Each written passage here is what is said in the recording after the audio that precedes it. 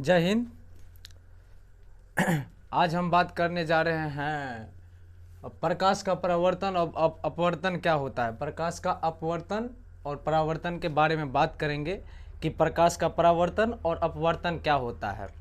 तो चलिए video start करने से पहले बात करते हैं कि पिछले वीडियो में मैंने ये कैप लगाया था तो कुछ फ्रेंड वगैरह कमेंट भी किया, ऑफलाइन कमेंट भी किए, ऑनलाइन कमेंट भी किए कि सर आप टोपी क्यों लगाते हैं। तो नॉर्थ इंडिया का जो रूल रेगुलेशन है कि कोई बुजुर्ग या कोई अगर फैमिली में डेथ हो जाता है तो बाल वगैरह थोड़ा वो निकालना पड़ता है तो उसी के लिए डाले हैं।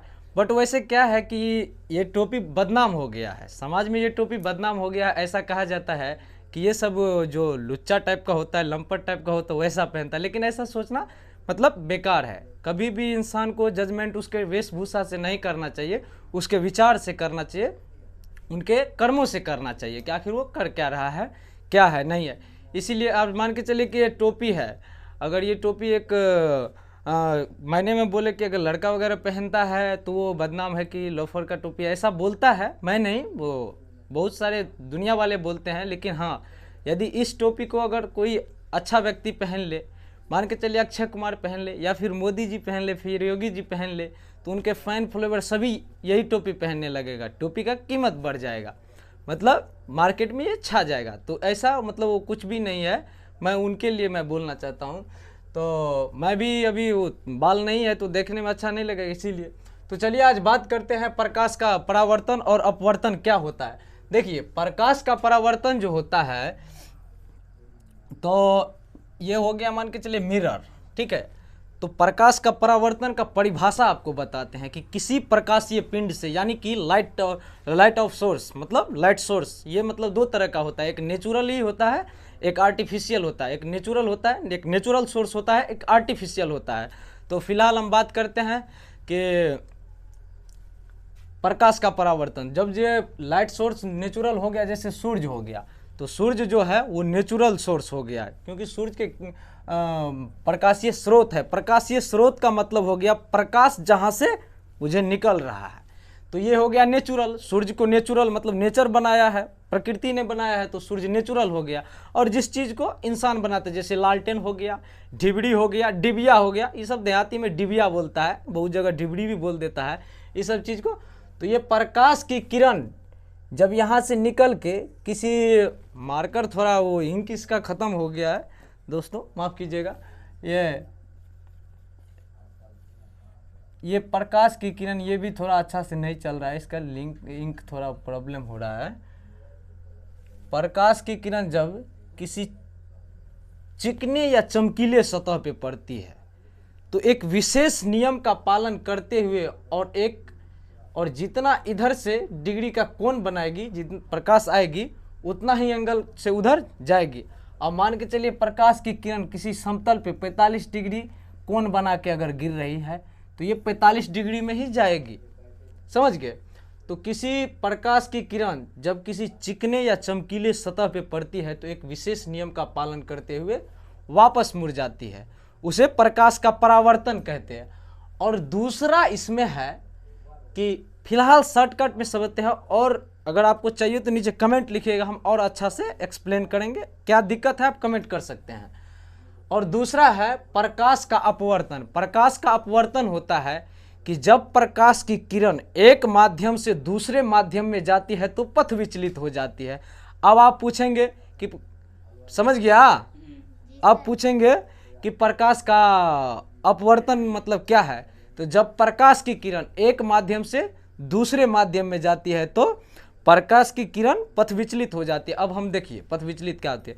पथ विचलित समझ में नहीं आया। पथ विचलित मतलब होता है जैसे हम अभी ऐसे खड़े हैं, ऐसे सीधे जाएंगे तो मेरा पथ सीधा हो रहा है, लेकिन ऐसे जा रहे हैं हम, घूम जाएंगे कैमरा की तरफ, हो गया पथ विचलित। मतलब जा रहा है सीधा, थोड़ा साइड होके चला जाएगा, जा रहा है सीधा, थोड़ा सा साइड, थोड़ा इधर चला गया, तो ये पथ विचलित हो गया। तो जब प्रकाश की किरण एक माध्यम से, मान के चलिए पानी है, पानी में पड़ने के बाद आप लोग एक चीज़ देखे होंगे कि पानी में कोई डंडा डालिए, लाठी हो गया या कोई छड़ी डालिए तो टेढ़ा लगता है ना, वो टेढ़ा लगता है। तो उसी प्रकार, या नहीं तो दूसरा देख लीजिए कि ये ग्लास है, इस ग्लास में पानी रहता है और इसमें एगो सिक्का डाल दीजिए तो ग्लास का सिक्का ऊपर उठा हुआ लगेगा। क्या लगता है? ऊपर उठा हुआ लगता है, मतलब पानी भी उठा, उसका पेंदी जैसे लगेगा उठा हुआ।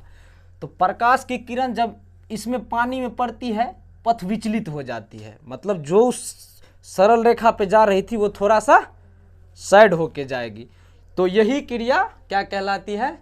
Refraction of light. देखिए यहां ध्यान देने वाली बात है, reflection of light and refraction of light. बहुत से बच्चा इसमें कंफ्यूज हो जाता है, रिफ्लेक्शन को ही रिफ्रैक्शन बोल देता है, लेकिन दोनों अलग अलग चीज है। क्या है बाबू? बकलोल भी तुम ध्यान नहीं दे रहे हो, ठीक से दो। क्या होता है? अलग अलग है, दोनों अलग अलग है, दोनों को एक नहीं समझना। रिफ्लेक्शन ऑफ लाइट जो है, जब किसी प्रकाशीय स्रोत से या प्रकाशीय पिंड से प्रकाश की किरण चिकने और चमकीले सतह, चिकने चमकीले सतह का मतलब आईना हो गया जिसमें मुंह देखते ओहो थोड़ा सा दाढ़ी काटना पड़ेगा, और टाइल्स हो गया, या फिर किसी चीज में लकड़ी के तख्ता में तेल लगा दीजिए, वो क्या होता है? चिकना सतह हो जाता है। उस पर लाइट बारिएगा तो, टॉर्च बारते हैं ना लाइट, तो सीधा एक नियम का पालन करके वो वापस मुड़ जाती है। समझ गए? तो वो हो गया प्रकाश का परावर्तन। और प्रकाश का अपवर्तन का किताबी भाषा में समझिएगा तो किसी पिंड से प्रकाश की किरण जब किसी चिकने या चमकीले सतह पे पड़ती है तो एक विशेष नियम का पालन करके वापस मुड़ जाती, वो हो गया रिफ्लेक्शन ऑफ लाइट। हिंदी में बोलते हैं प्रकाश का परावर्तन। समझ गए? तो उसको प्रकाश का परावर्तन कहते हैं। और प्रकाश का अपवर्तन, जब प्रकाश की किरण एक माध्यम से दूसरे माध्यम में जाती है तो पथ विचलित हो जाती है। पथ विचलित का मतलब रूट चेंज कर देना। जा रहे हैं, जाना है दिल्ली, चले जाएंगे कानपुर, हो गया पथ विचलन। क्या हो गया? उसी को बोलते हैं पथ विचलन, यानी कि चेंजिंग इन रूट, रास्ते में परिवर्तन। जा रहा था सीधा, पानी आ गया तो थोड़ा सा क्रॉस हो गया, उसी को बोलते हैं। आशा करते हैं दोस्तों कि ये वीडियो आपको पसंद आया। अगर पसंद आया तो एक बार आप कमेंट कीजिएगा और वीडियो के शेयर कीजिएगा, और बाद बाकी आप तो जानबे करते हैं वो कर सकते हैं। समझ गए? क्योंकि ना मैं द्रोणाचार्य हूँ और ना आप एकलव्य हैं जो आपका अंगूठा मैदान में मांग लूँ। समझ गए? तो अगर वीडियो अच्छा लग रहा है तो शेयर कीजिए और सब्सक्राइब भी कर दीजिए। समझे? अगर आपको लग रहा है कि कंटेंट सही है, नॉलेजेबल है तो, अगर नहीं लग रहा है तो आपकी मर्जी।